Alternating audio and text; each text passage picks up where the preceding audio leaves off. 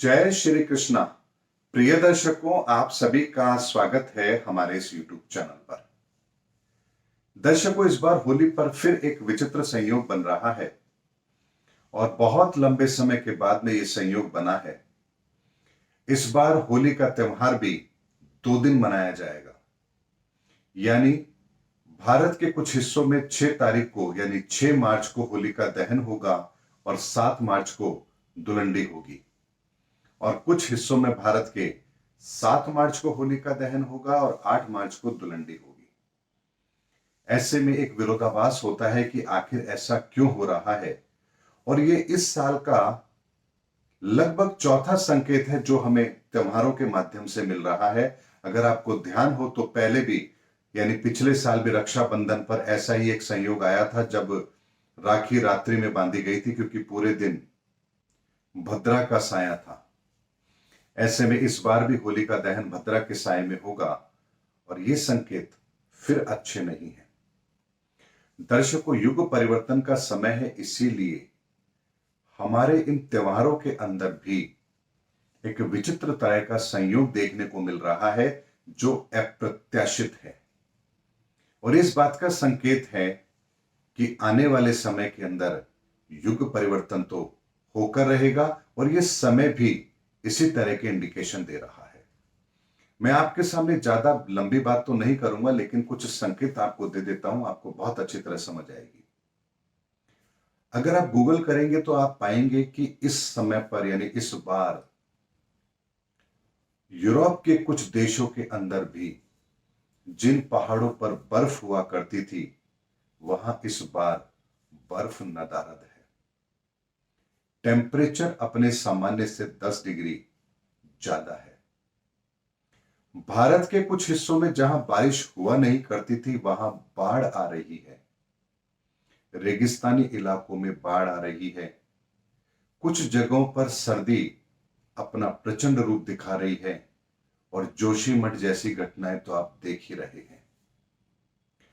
ये पूरा का पूरा जो इस संयोग आप देख रहे हैं, ये कोई साधारण बात नहीं है। पंचांग निर्माताओं के सामने भी ये दुविधा आ रही है कि वो किस दिन किस त्योहार को मनाएं, क्योंकि समय इस समय पर संधि काल में चल रहा है। संधि काल का मतलब ही ये होता है कि जब दो समय मिलते हैं, उस संधि काल को हम किस तरह से ले, बहुत बड़ी दुविधा होती है। जैसे मैं आपको उदाहरण से समझाता हूं, रात को ठीक 12:01 पर ऐसा क्या होगा कि पूरी दुनिया का समय बदलेगा। आप सो रहे हैं, आप सोते ही रहेंगे, आपके लिए कोई बहुत कुछ बड़ा परिवर्तन नहीं हुआ है, लेकिन कैलेंडर के अंदर डेट बदल गई है। इसके अलावा बहुत कुछ नहीं बदला है। आपका दिन सामान्य तो सुबह प्रातः सूर्योदय के बाद ही शुरू होगा। यही समय इस समय पर ब्रह्मांड में चल रहा है, एक संधि काल का समय है। बदल तो बहुत कुछ रहा है, लेकिन हमें महसूस नहीं हो रहा है, और ये बदलाव धीरे धीरे हमारे जीवन में शामिल होगा। इसीलिए जो ये समय बदल रहा है, ये इस समय पर हमारे सामने दो दो त्योहार लेकर के आ रहा है, और लगभग 20-25 वर्ष के पश्चात हमारे त्योहार वापिस से एक दिन आगे पीछे हो जाएंगे। यानी कि लगभग जो अभी तक हम 14 जनवरी को मकर संक्रांति मनाते हैं, वो 15 जनवरी पर स्थायी तौर पर शिफ्ट हो जाएगी।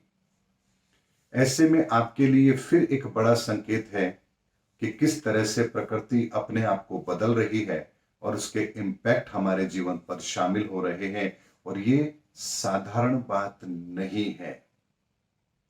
प्रकृति के इतने बड़े बदलाव से हमारे जीवन पर कितने बड़े प्रभाव आएंगे, इसका अंदाजा आप नहीं लगा सकते।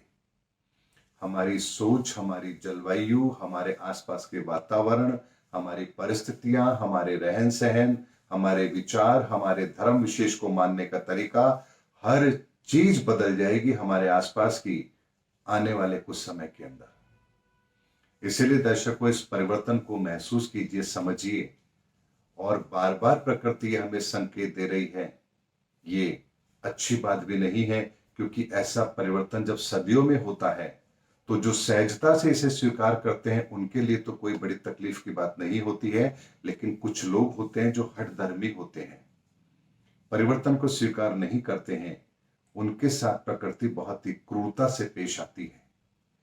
इसीलिए वो क्रूर दृश्य भी हमें आने वाले समय के अंदर जरूर देखने पड़ेंगे, क्योंकि प्रकृति अपना रास्ता तो स्वयं बनाती है। इसलिए दर्शकों, ये प्रकृति के बदलाव को हमें बहुत ही संजीदगी के साथ लेना है और मार्च के माह में फिर होली का त्योहार ये संकेत दे रहा है कि 2023 का साल पूरी तरह से प्राकृतिक बदलाव के लिए जाना जाएगा। उम्मीद करता हूं दर्शकों मेरा वीडियो आपको जरूर पसंद आया होगा। अगले वीडियो में आपसे फिर भेंट होगी, तब तक हमारे चैनल पर बने रहिए। जय हिंद, जय भारत।